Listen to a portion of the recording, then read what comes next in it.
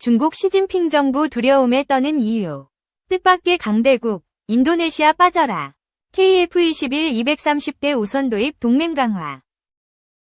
6일 국회 국방위원회 소속 강대식 국민의힘 의원이 방위사업청으로부터 제출받은 2025년도 예산안 및 기금운용계획안 사업설명자료, 신규 사업에 따르면 국방기술품질원, 기품원,과 국방기술진흥연구소, 국기연은 내년에 7억 4,800만 원을 투입해 무기체계 공급망 관리 사업에 본격적으로 착수한다. 이는 무기체계 획득 과정에서 소재 부품 공급망을 선제적으로 관리해 외부 공급망 충격에 따른 전력화 및 방산 수출 영향을 최소화하기 위한 것이다. 실제로 해외 협력업체의 갑작스러운 폐업으로 인해 한 국내 방산업체는 생산업체를 변경해 특정 구성품에 대한 긴급 개발에 착수하는 등 생산 일정에 차질을 빚었다. 또 다른 국내 방산업체는 해외에서 들여오던 너트 표준품의 단종 이후 대체품을 적용하면서 도면 53종과 교범 7종을 변경해야 했다. 이에 따라 기품원은 내년부터 오는 2029년까지 5년 동안 육해 공군 및 해병대 등 각 소요군이 운용 중인 주요 100대 무기체계의 부품 공급망을 조사 분석하기로 했다. 구체적으로 2025년 다연장 로켓, MLRS, K239 천무 등 10종 2026년 K21 장갑차 등 20종 2027년 소형 무장 헬기, LAH, 미르온 등 20종 2028년 무기체계 20종 2029년 무기체계 30종에 대한 조사 분석이 계획되고 있다. 기품원은 기존엔 방산업체가 제출한 단종관리계획서의 단종 현황만 파악했지만 앞으로는 현장 실사를 통해 소재 부품 납기 지연, 단가 상승 등의 수급 리스크를 조사하고 유형별 위험도를 분석해 데이터베이스, DB화할 예정이다. 지난 1월 K9, 5월 KF-21 등 일부 무기체계에 대해선 방산협력업체 방문을 통해 조사 분석에 착수한 상태다. 기품원은 DB를 바탕으로 방산 분야별 기술 수준과 방산물자별 타업체 생산 가능성 등을 분석해 매년 300에서 400개 방산물자에 대한 지정 존속 유지 또는 취소 필요성을 재검토할 계획이다. 이와 함께 국기연은 선제적 공급망 관리가 필요한 경제안보 품목을 새롭게 발굴 관리하고 해당 품목에 대한 선도 사업자 선정을 통해 국내 공급망 안정화를 지원한다는 방침이다. 항공기 엔진 소재 부품, 국방 분야 비메모리 반도체, 레이더 및 전자광학 분야 증폭기, 고폭화약, 기갑장비 장갑 소재 등이 그 대상이다. 이와 관련 소재 부품 비축 범위는 기존 화약 및 탄약류 등 43종에서 반도체, 영상 증폭관, 진공관 등 전자부품이 더해져 60종으로 확대되고 비축 원자재에 대한 품질 점검이 이뤄질 예정이다.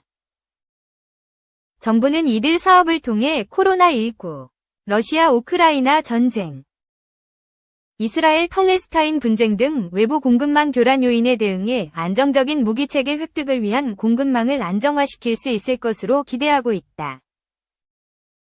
아울러 공급망 충격에 대한 사후 대응이 아닌 무기체계 부품 공급망 사전 조사 분석과 DB 마련을 통해 조기 경보 체계를 구축할 수 있을 것으로 보고 있다.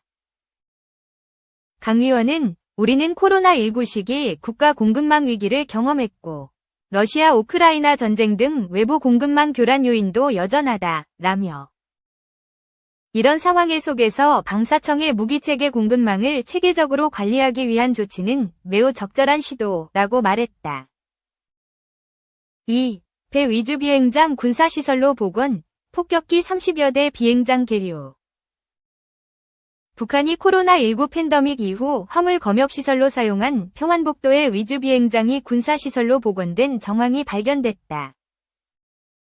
8일, 현지 시간, 미국의 북한 전문 매체 38노스는 민간 위성 서비스 플래닛랩스가 지난 4일 촬영한 위성사진을 통해 북한이 보유한 인류신, IL-28 중거리 폭격기 30여 대가 비행장의 정비구역, 에이프런에 계류된 모습을 포착했다. 위성사진에서는 5대의 항공기가 남동쪽 경계선에, 16대가 북동쪽 경계선에 그리고 9대가 극동쪽 경계선에 위치한 것이 확인됐다. 북한은 지난 2021년 12월 신종 코로나 바이러스 감염증 코로나19 팬데믹을 계기로 비행장을 검역센터로 전환해 중국에서 들어오는 물품을 검역하는 데 활용했다. 그러다 올해 초부터 이곳에 격리된 화물이 크게 줄었고 지난 8월에는 화물 컨테이너가 모두 사라지고 비행장 복원 작업이 시작된 것이 확인됐다. 지난달 22일 위성사진에는 비행 활주로에 페인트 유도선을 칠하는 작업이 시작된 것이 포착됐다. 38노스는 이번에 팬데믹 이후 약 3년 반 만에 IL-28 30여 대도 돌아오면서 비행장 운영이 정상화된 것으로 보인다고 진단했다. 이날 공개된 위성사진을 보면 IL-28 전투기 5대는 비행장 남동쪽 에이프런 구역에서 열을 마쳤고 16대는 북동쪽에 있었다. 나머지 9대는 비행장 활주로에서 동쪽으로 떨어진 곳에 있는 항공기 보관 창고 앞에 있었는데 이는 노후화로 인해 비행이 어려워 팬데믹 기간에도 이곳에 남아있던 폭격기들로 추정됐다. 3. 우크라 수도 날아든 러마아 신미사일, 출근 등교 시간 노렸다. 러시아군 전투기가 우크라이나 수도 키이우를 향해 킨짤 극초음속 미사일을 발사했다.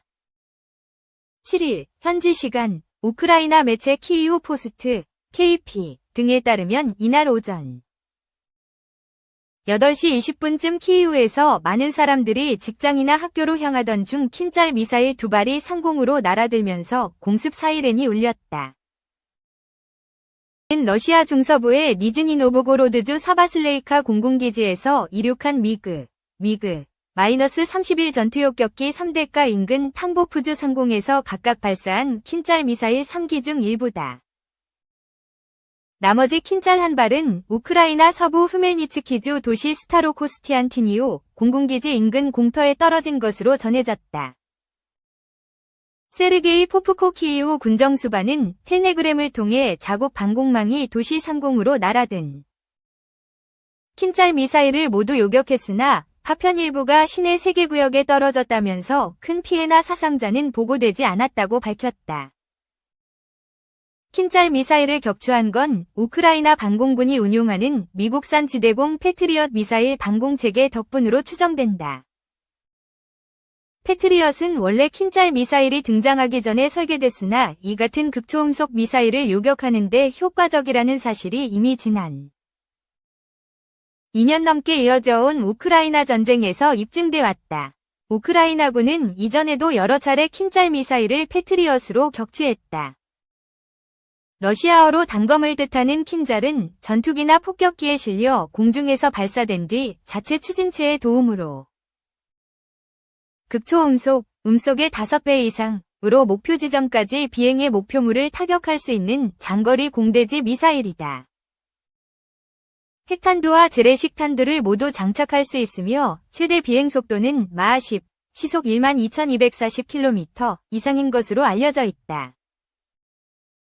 다만 이런 공중발사가 가능하게 해주는 항공기는 미그-31 요격기 외에도 투폴레프, 2, EM-3, 나토명 백파이어, 전략폭격기 뿐이다.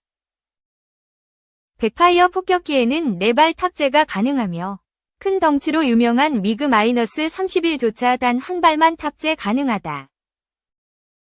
킨잘의 사거리는 기본적으로 미그-31에 장착됐을 때 2000km지만 전투 반경이 훨씬 긴 백파이어 폭격기에 탑재할 경우 3000km까지 늘어난다. 킨잘 한 기당 가격은 5천만 물결표 1억 달러, 약 674억 물결표 1348억 원로 매우 고가다. 이 때문에 러시아는 매달 4기의 킨짤 미사일만 생산할 수 있으며 보유량도 수십 기에 불과한 것으로 알려져 있다. 한편 블라디미르 푸틴 러시아 대통령은 킨짤 미사일을 두고 기존뿐만 아니라 미래 방공체계를 모두 뚫을 수 있다며 완벽한 무기라고 극찬한 바 있다. 4. 김용현, 핵기반 한미동맹, 과학기술 강군 건설할 것. 김 장관은 이날 국방부 대회의실에서 열린 국회 국방위원회 국정감사에서 북한은 핵과 미사일 능력을 고도화하며 한반도를 비롯한 영내 안보 질서를 심각하게 위협하고 있다며 이같이 말했다.